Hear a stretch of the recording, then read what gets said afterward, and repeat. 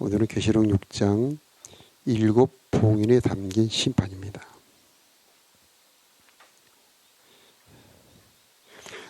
일절에 내가 봄에 어린 양의 일곱 인 중에 하나를 떼시는데 그때에 내가 들으니 네 생물 중에 하나가 우레 같은 소리 말하되 오라 하기로 내가 보니 흰 말이 있는데 그 탄자가 활을 가졌고 멸류관을 받고 나아가서 이기고 또 이기려고 하더라. 6장은 어제 우리가 봤던 두루마리에 일곱 인으로 봉해져 있는데 그 두루마리를 일곱 인을 떼는 장면입니다. 첫째 인을 떼니까 흰말이 나오는데 이 흰말을 그리스도로 보는 분들도 있고 적 그리스도로 보는 분들도 있습니다. 그런데 적 그리스도로 보는 견해가 더 타당하다고 볼 수가 있습니다.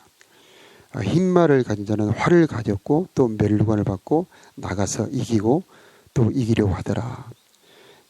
적 그리스도 미혹자 대적자가 나가서 많은 사람을 죽이게 하고 또 많은 사람이 그를 따를 것이다 라고 하는 것입니다. 왜 이 적 그리스도가 나타나게 되느냐. 이 적 그리스도는 예수님께서 재림의 전에 하나님의 복음을 믿지 않는 자들을 보내서 거짓 것을 믿게 하심으로 진리를 믿지 않고 불의를 좋아하는 모든 자들로 하여금 심판을 받게 하려 하십니다 하고 데살로니가 후서 2장에 말씀을 합니다. 재림의 징조, 하나님의 첫 번째 봉인의 징조는 바로 많은 이단과 미혹자가 나타난다는 것입니다. 둘째 인을 뗄 때는 붉은 말이 나오는데 이 붉은 말을 탄자가 나와서 허락을 받아 땅에서 화평을 지하여 버리며 서로 죽이게 하고 또 큰 칼을 받았더라. 여기서 허락을 받았다는 말은 누구한테 허락을 받았느냐? 바로 심판자가 되시는 그리스도에게 허락을 받았다는 말입니다. 자, 우리 예수 그리스도께서는 평화를 주시는 분이고 우리들에게 은혜를 주시는 분인데 자, 심판에 임박해서 전쟁을 보내는 분이라고 하는 것입니다. 평화를 주실 때에 그 평화를 사용하여 하나님의 은혜를 따르지 않고 평화를 죄악의 기회로 삼고 전도 기회로 삼지 않고 복음 전파의 기회로 삼지 않고 죄악의 기회로 삼았을 때에 주님께서는 재림에 임박해서 바로 환난을 주신다는 말입니다. 셋째 인을 떼실 때는 검은 말이 나옵니다. 검은 말이 나오는데 이 검은 말은 대기근 양식을 없애버리는 기근을 주는 사자입니다. 그래서 이 검은 말을 탄 자가 나와서 밀 한 대, 한 데나리온 밀 한 대, 또 한 데나리온의 보리 석 대다. 이것은 굉장한 심한 기근을 말한다고 볼 수 있습니다. 7절에 보면 넷째 인을 뗄 때에 보니까 청황색 말이 나오는데 그 탄자의 이름이 사망이다. 음부가 그 뒤를 따르더라. 그들이 땅 4분의 1의 권세를 얻어서 검과 흉년과 사망과 땅의 짐승들로서 죽이더라. 이 청황색 말은 많은 사람을 죽이는 그런 재앙을 내리는 천사입니다. 그런데 왜 4분의 1일까? 전체를 멸하지 않고 4분의 1만 죽일 수 있는 권세를 얻게 되는데 그것은 심판이 점차적인 심판으로 나타난다는 겁니다. 일곱 인 다음에는 일곱 나팔이 있는데 일곱 나팔 때는 하나님 주신 것 중에서 3분의 1을 멸을 합니다. 그리고 이제 대접이 나오는데 일곱 대접 때는 전체를 멸합니다. 그리고 마지막 20장에 보면은 흰보자 심판. 그래서 모든 사람을 다 죽은 자들이 다 주님 앞에 나와서 심판을 받게 되는데, 이렇게 마지막 흰보자의 심판 있기 전에 7인 때는 4분의 1, 7 나팔 때는 3분의 1, 7 대점 때는 전체. 그래서 심판을 한 번에 하지 않고 조금씩 늘려가는 것을 볼 수가 있습니다. 이것은 왜 그러실까? 하나님께서는 심판 자체가 목적이 아니고 이 심판을 통하여서 그 심판을 당할 때 사람들이 돌이켜 회개하기를 기대하고 계시기 때문인 것입니다. 9절 오늘 봉독했던 5제인을 떼실 때 보면은 순교자들이 하나님의 제단 앞에 나가서 거룩하고 참된 대주제여 땅에 거하는 자들을 심판하여 우리 피를 갚아주지 아니하시기를 어느 때까지 하시렵니까? 다시 말하면 자기들의 순교의 피를 갚아주시라고 말하는 겁니다. 그때 11절에 그들에게 흰 두루마기를 주시며 아직 잠시 동안 쉬되 그들의 동무 종들과 형제들도 자기처럼 죽임을 당하여 그 수가 찾기까지 하라 하시더라. 순교를 더 진행하시겠다는 그런 말씀입니다. 그러면 왜 하나님께서는 이때 순교를 멈추게 하고 순교의 피를 갚아주지 않고 더 순교의 피를 진행하실까? 하나님께서는 순교의 피를 갚아주는 것도 하시겠지만, 그들의 억울함을 푸시는 것도 중요하지만, 그보다 이 심판, 마지막 심판을 지체하고 유예하시는 이유는 그 악인들의 회개를 기다리고 계신다는 겁니다. 그래서 동무종들 형제들이 죽임을 당한다 할지라도 그들에게 기회를 줘서 조금이라도 그들이 돌이켜 회개하고 돌아올 시간을 주는 겁니다. 12절에 보면은 해와 달과 별들에게 징조가 나타납니다. 1월 성신에 징조가 있겠다. 그래서 무서운 일들이 있을 것이다. 그리고 14절에 보면은 산과 섬이 제자리에서 옮긴다. 이건 엄청나게 큰 지진을 말한다고 볼 수가 있습니다. 자, 15절하고 16절이 오늘 중요한 말씀인데요. 땅의 임금들과 왕족들과 장군들과 부자들과 강한 자들과 모든 종과 자유인들이 굴과 산들의 바위 틈에 숨어 16절에 산들과 바위에게 말하되 우리 위에 떨어져 보좌에 앉으신 이의 얼굴에서와 어린 양의 진노에서 우리를 가리라. 그들의 진노의 큰 날이 이르렀으니 누가 능히 서리요. 이 7인을 떼는 것은 하나님의 진노의 날이라는 겁니다. 진노의 날. 그래서 그 전에는 하나님께서는 은혜 베푸시던 하나님이고 우리 예수님께서는 은혜의 주님이셨습니다. 어떤 죄인도 다 품어주시고 용서하시고 받아주시는 분이었고 그 악인들에게도 의인들에게도 똑같이 해를 주셨던 분입니다. 그런데 이분이 무서운 진노의 얼굴로 나타나시는 때입니다. 자, 그래서 우리는 이 주님의 재림 때에 나타나실 주님은 극히 두려운 진노의 주님으로 나타난다는 것을 알 수가 있습니다. 그런데 모두에게 두려운 분으로 나타나느냐? 결코 그렇지가 않습니다. 자기를 따르고 믿음으로 살았던 자들에게는 두려운 얼굴이 아니요 반가운 얼굴이요 기다리는 얼굴이고 그렇지만 주님을 거역했던 자들에게는 두려운 분으로 나타난다는 것입니다. 17절에 진노의 큰 날이라는 단어가 나오는데 굉장히 중요한 말입니다. 진노의 큰 날. 그래서 이 주님의 재림 때를 두렵고 큰 날이라 이렇게 표현한 데가 있고 크고 영화로운 날이다 그렇게 표현한 데가 있습니다. 똑같은 재림인데 어떤 날은 어떤 사람에게는 두렵고 큰 날이고 어떤 사람에게는 두렵고 영화로운 날이다.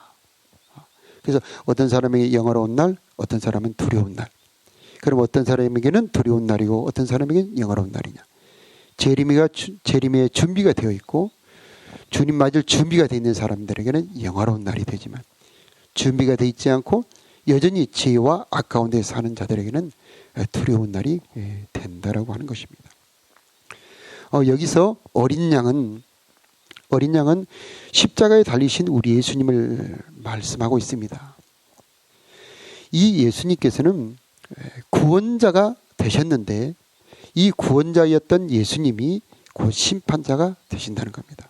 어제 우리가 5장 말씀을 보았는데 5장에서 보면은 7인으로 봉한 두루마리를 받으시는데 이 두루마리를 받으실 때에 이 두루마리를 받을 때에 모든 피조물들이 다 경배합니다. 천천만만의 천군 천사도 그 앞에 경배합니다. 24장로들도 멸류관을 드리고 복종하고 그 다음에 네 생물도 절합니다. 즉 이 두루마리를 받았다는 것은 그냥 책을 받았다는 뜻이 아니고 심판권을 받았다는 겁니다. 그래서 두루마리를 펼친다는 것은 심판을 베푼다는 뜻입니다. 심판권을 받았다는 것입니다. 그런데 이 심판권을 받은 이유, 찬양하면서 심판권을 받으신 예수님을 찬양하면서 죽임을 당하심으로 이 심판의 권세를 받는 것이 마땅합니다 하고 찬양을 합니다.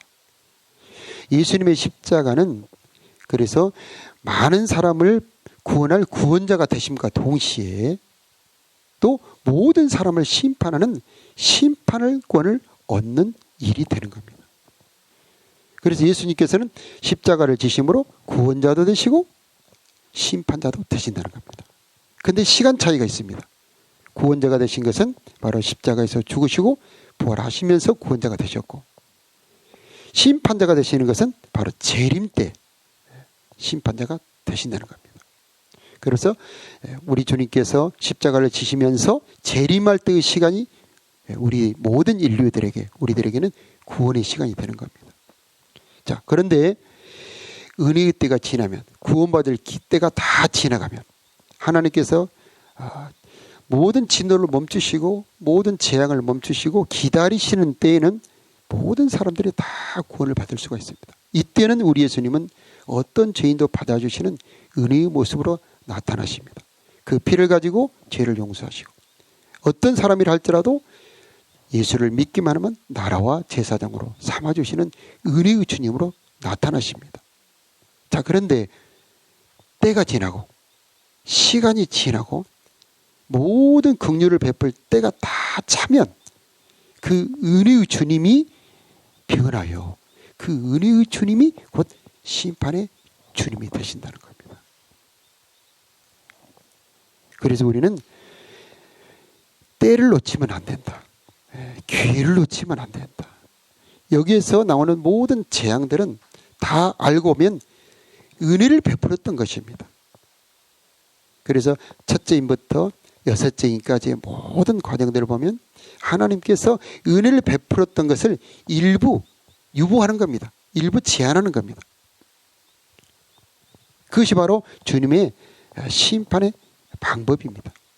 거기 나타났던 모든 재앙들은 그 전에 베풀었던 은혜가 조금 멈춘 건데 그것이 사람들에게는 주님이 재림한다는 심판의 징조이면서도 또 심판인 것입니다. 그러면 우리는 어떻게 해야 되느냐? 은혜 받을 때에 헛되이 은혜를 받으면 안 된다는 겁니다. 고린도후서 6장에 보니까 은혜를 헛되이 받지 말아라. 그러면 이 은혜를 주신 목적은 뭐냐? 그 은혜로 열매를 맺기를 원하시는 겁니다. 그러면 어떤 열매를 맺어야 되느냐? 주님의 용서를 받았을 때 회개의 열매를 맺기를 원하고 계시는 것이고 주님이 사랑을 베풀어 주셨을 때 그 사랑의 열매를 맺기를 원하시는 겁니다. 죄를 회개해서 하나님을 따르는 의와 진리의 사람으로 바뀌기를 원하고 계신다는 것입니다.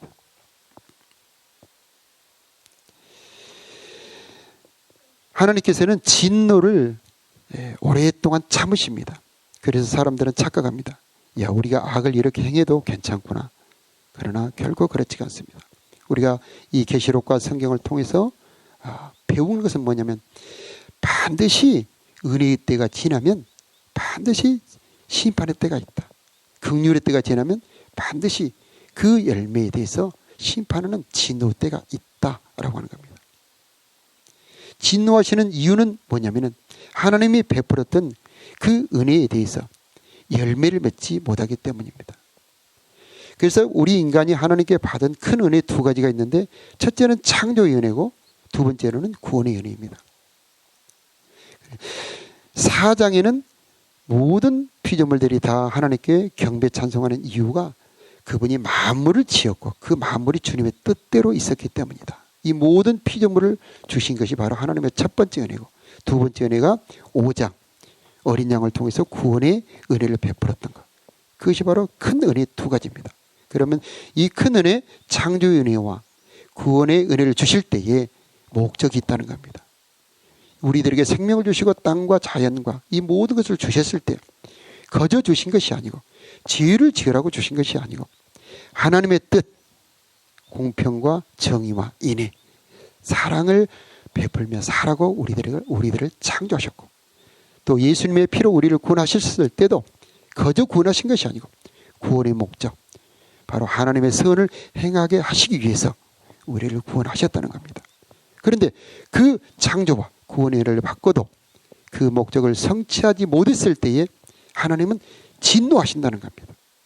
그래서 우리는 은혜의 하나님도 알아야 되지만 반드시 진노하시는 하나님도 알아야 된다.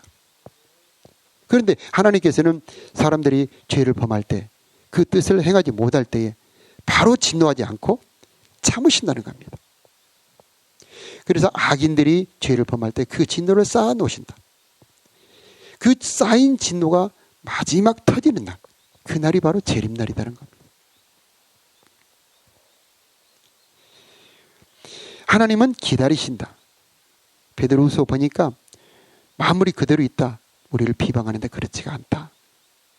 반드시 주님께서는 심판하시는데 왜 이렇게 더디되고 지쳐야 되느냐? 한 사람도 멸망치 않고 다 돌이켜 회개하고 구원받기를 바라시기 때문이다. 그래서 우리의 전도 주제는 뭐냐? 전도 주제, 바로 천하 만민을 공의로 심판할 날이 있는데 그 공의로 심판한 날을 피하기 위하여 예수를 믿고 회개하시고 돌이키십시오. 바로 이게 전도 주제라고 하는 겁니다. 모든 사람에게 전도할 때 하나님이 공의로 천하를 심판할 날, 멸망치 않고 구원받으려면 예수를 믿어야 됩니다. 예수라는 분은 누굽니까? 산자와 죽은 자의 재판장으로 정하신 분, 그분이 바로 예수님입니다 하고 전도를 해야 한다고 하는 것입니다. 우리는 진노가 더디된다 할지라도 반드시 주님의 심판이 있다는 것을 알고 준비를 해야 됩니다. 우리 일생의 목적이 있다면 그 그리스도의 심판대 앞에 서는 것, 바로 그것이 우리의 목적이 되어야 되고, 우리의 사랑하는 사람들, 우리 주변에 있는 사람들이 그리스도의 심판대 앞에서 심판받아 멸망하지 않고 영생을 얻도록 하기 위해서 우리 일생을 살아가야 한다라고 하는 것입니다. 자, 이런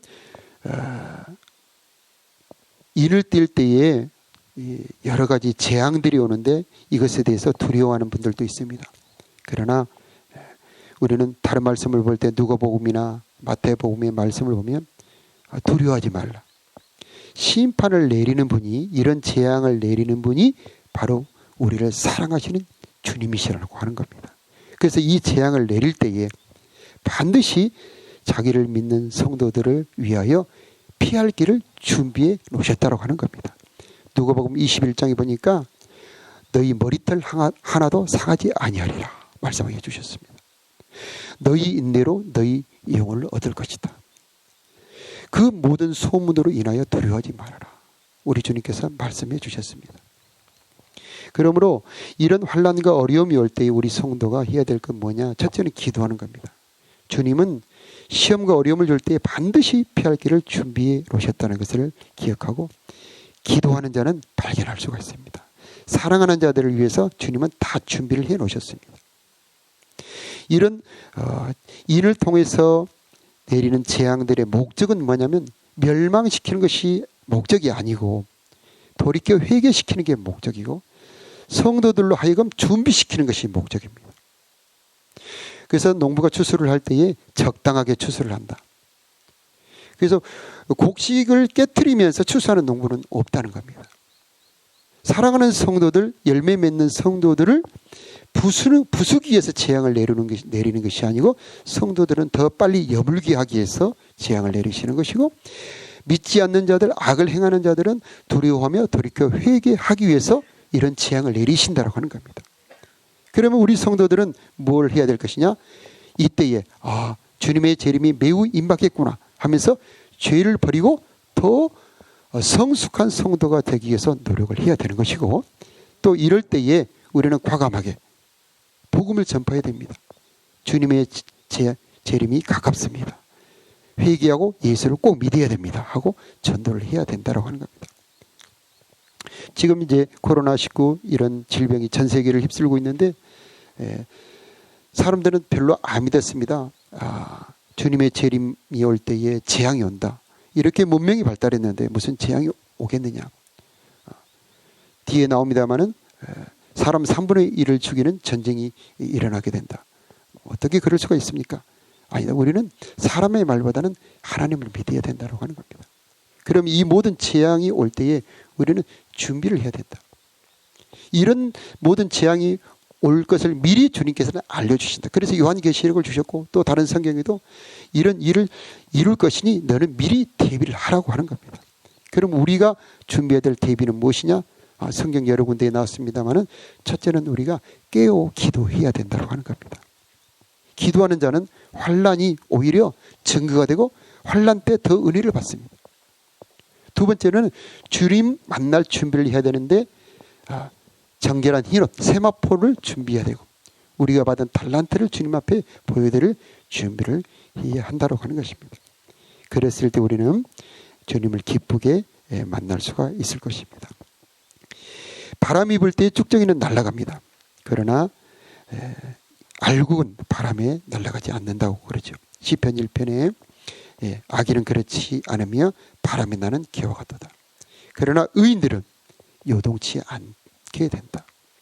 왜 의인들은 이런 혼란에 요동치 않게 되느냐? 이 다음 7장에 보면은 성도들에게 인을 쳐준다고 합니다. 이는 성령의 인입니다. 성령 받을 때는 우리가 흔들리지가 않습니다. 그래서 우리가 해야 될 여러 기도 중에 성령 충만하게 주옵소서. 성령으로 나를 가득 채워 주옵소서. 성령이라고 하는 것은 예수님입니다. 예수님이 내 안에 들어와 있다고 하는 겁니다. 예수님이 내 안에 들어와 있으면 환난은 나에게 부딪혀오지만은 내 안에 예수님이 있기 때문에 넉넉히 견딜 수가 있게 되는 겁니다. 질그릇 속에 보화가 들어있으면 사방으로 우겨싸임을 당하여도 쌓이지 않고 답답한 일을 당하여도 낙심하지 않는다고 그럽니다. 버림받아도 결코 망하지 않는다고 그럽니다. 왜 그러냐? 네 안에 세상보다 크시고 모든 일을 주관하시는 주님이 계시기 때문인 것입니다. 그 주님은 이 어려움을 이길 수 있는 은혜도 주시고 요동치 않는 힘도 주셔서 우리로 하여금 넉넉히 감당할 수 있게 하시는 것입니다. 자, 우리 요한계시록을 통해서 말씀을 받고 있는데 이 말씀을 통해서 더욱 성숙하여 주님의 재림 때 영광에 들어가는 저 여러분이 되기를 축복합니다. 기도하겠습니다.